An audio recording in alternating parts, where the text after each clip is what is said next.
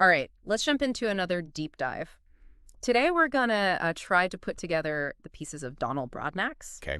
And this is a story that goes way beyond just your typical true crime stuff. We've got some newspaper clippings from the Birmingham Post-Herald, and we've also got his Wikipedia page to pull from. And Right. really, this isn't just about, the gruesome details of the case. This is about the choices he made, Yeah. second chances, and Yeah. whether someone can truly escape a past filled with violence. Yeah, and I think what's really fascinating here is that this is not an isolated case. This actually sheds light on some really huge issues we have in our criminal justice system. Talk about things like rehabilitation, the effectiveness of parole programs, and ultimately just the nature of violence itself. So let's kind of set the stage here a little bit. Donald Broadnax was born in Birmingham, Alabama, Oh, yeah? January 1st, 1961. All right. Seems like a pretty normal start, right? Yeah. But at just 16 years old, his life takes a pretty dark turn. In 1977, he gets into an argument with a friend, Okay. 19-year-old Gregory Manson, Mm-hmm. and things escalate. Oh, no. Tragically. Okay. And this is where we see that very first shocking burst of violence. Broadnax doesn't just shoot Manson once. He shoots him 9 times, Yeah. even reloading his gun. Oh, my gosh. So at such a young age, this really raises some questions, like what could drive a teenager to such an extreme act? I mean, 9 times. Yeah, that's not just like a heat of the moment kind of thing. That's Yeah. premeditated. It's cold. Yeah. And understandably, he's given a 99-year prison sentence. Wow. But here's the thing. There's the possibility of parole. Okay. So knowing what we know now, what do you think about that? Is parole even the right call in a case like this? Yeah. That's a question that I think is going to haunt this entire case. Yeah. Fast forward to 1986. Broadnax is granted parole. He returns to Birmingham. Okay. And instead of a fresh start, he ends up connecting with Raymond Godfather Mims. This is a prominent drug dealer who provides him with housing. It makes you wonder, did the system really do anything to help this guy reintegrate into society? Right. Or was he just set up to fall back into a life of crime? And he does fall back into it. He's arrested again, Oh, wow. possessing illegal firearms. And of course, that's a parole violation. Mm-hmm. So back to prison he goes. But the story takes another turn in 1992 Okay. when Broadnax is admitted into a work release program. Oh, interesting. So this is where I think things get really interesting because while he's incarcerated, Right. he's allowed to work for a painting company. Okay.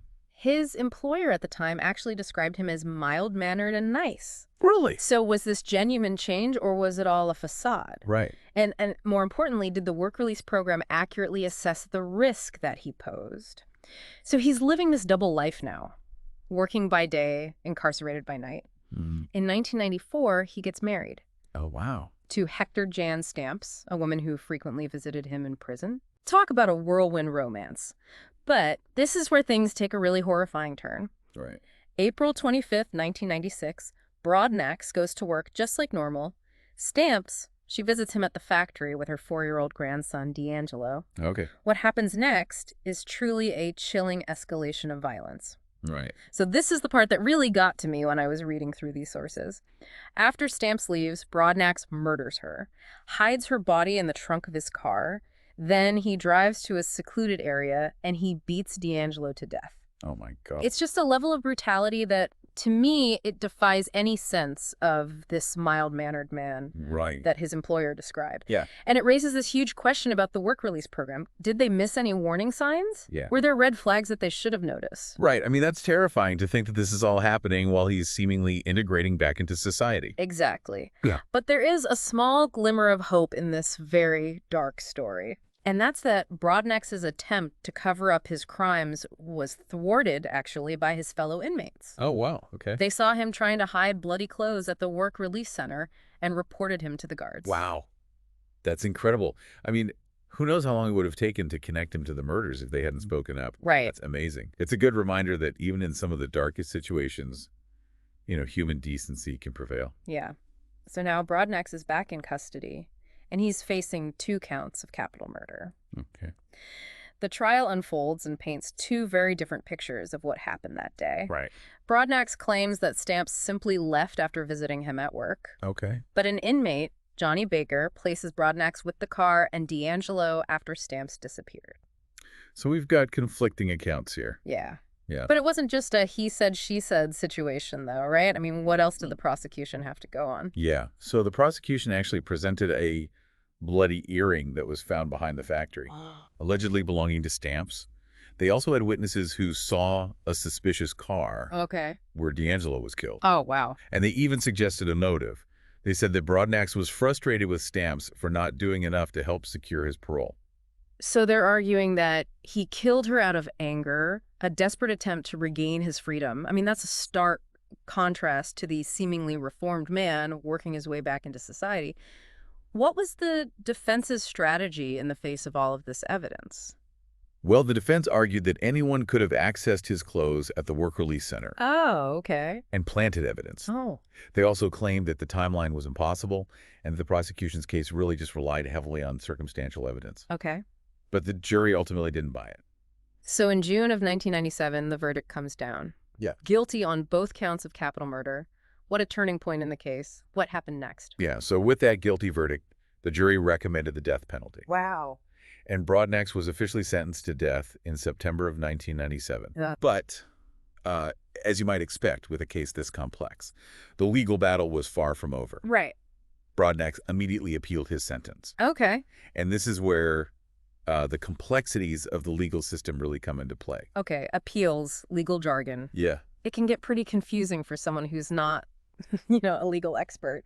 What was the basis for his appeal this time? So his appeal was based on the argument that the jury had received faulty instructions concerning mitigating circumstances during the sentencing phase. Okay. So mitigating circumstances are factors that might lessen a defendant's culpability, Okay. potentially leading to a less severe sentence. Okay.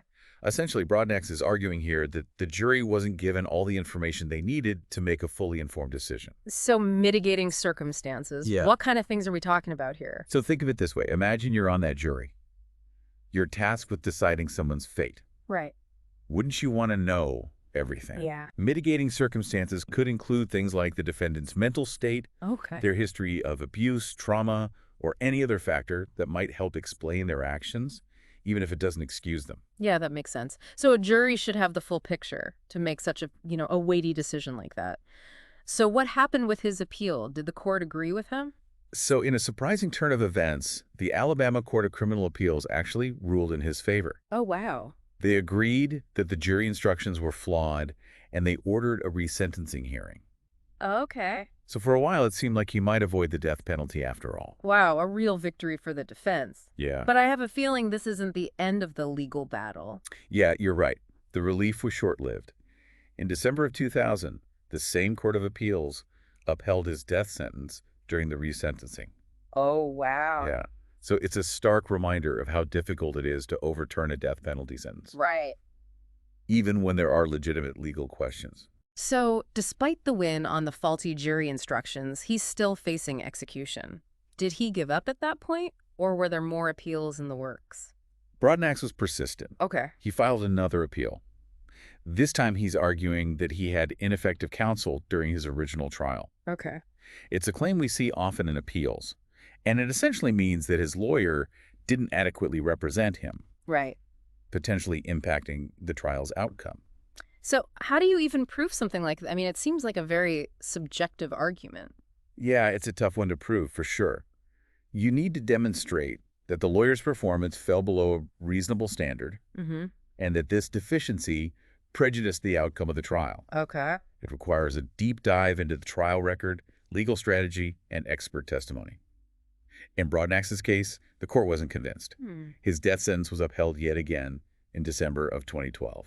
Another appeal, another setback. It seems like he was running out of options here. Well, he wasn't done fighting. Okay. He took his case to the highest court, petitioning the Supreme Court to review it in 2013. Oh, wow. However, they declined to hear his case. And that's where things stand today. Donald Broadnax remains on death row in Alabama, awaiting execution. What a roller coaster of legal proceedings. Yeah. But beyond the courtroom drama, what I find most striking is this contrast that we see in Broadnax's life. Yeah. He goes from this brutal teenage murderer Right. to a seemingly reformed parolee who gets married, holds down a job, and then back to these horrific acts of violence. It's almost like we're talking about two different people. Yeah, that's the core question that kind of hangs over this entire case, isn't it? Yeah. Was there any genuine transformation during those periods of seeming normalcy? Right. Was it all just an act? Right. Or could both be true in some complex way? It really makes you question whether someone capable of such brutality can ever truly change. Yeah. What are your thoughts on that? Is rehabilitation even possible in a case like this? Broadnax's story really forces us to confront some uncomfortable truths about the criminal justice system. Mm-hmm. Do programs like work release offer a genuine chance at rehabilitation? Right. Or do they sometimes put the public at risk? Yeah. And how do we balance the need for punishment with the possibility of redemption? Right. These are the questions that keep me up at night. There are no easy answers. Yeah, you've hit the nail on the head there. Broadnax's story is a stark reminder that the justice system isn't just about laws and procedures. Right. It's about real people wrestling with complex moral dilemmas. What do you think our listener should be taking away from this part of the deep dive? It's a tough question, Yeah.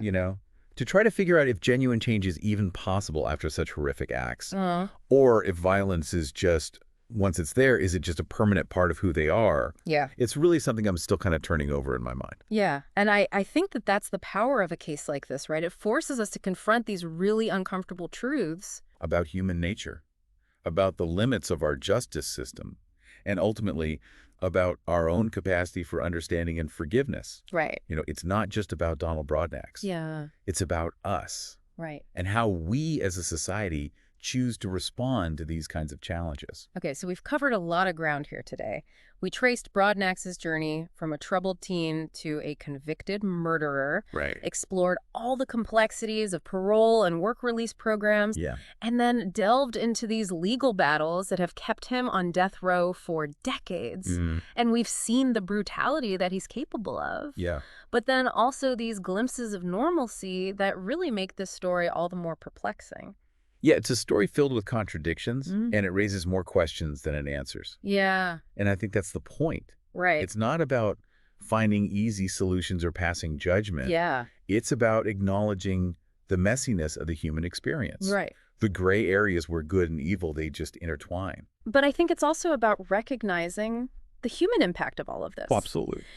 We can't forget the victims. Gregory Manson, Hector Jan Stamps, and especially young D'Angelo. Yeah, Their lives were cut short by violence, and their stories deserve to be remembered. absolutely. It's easy to get caught up in the legal stuff and the Right. broader societal questions, but we must never lose sight of the human cost of these crimes. These were real people with families, futures, Right. and their loss leaves an indelible mark on the community. So where do we go from here? What's the takeaway for our listener? They've been with us on this deep dive, sifting through the sources and really wrestling with these complex issues. Yeah, I hope this deep dive has sparked some introspection, some critical thinking about our justice system, and maybe even our own beliefs about crime and punishment. There are no easy answers here, but engaging in these difficult conversations is crucial. Mm-hmm. It's a step towards creating a more just and humane society. Absolutely. And with that being said, it's time for us to sign off. Okay. Huge thank you to all of our listeners for joining us on this journey into the complicated world of Donald Broadnax. And keep those questions coming, and we will see all of you next time for another deep dive.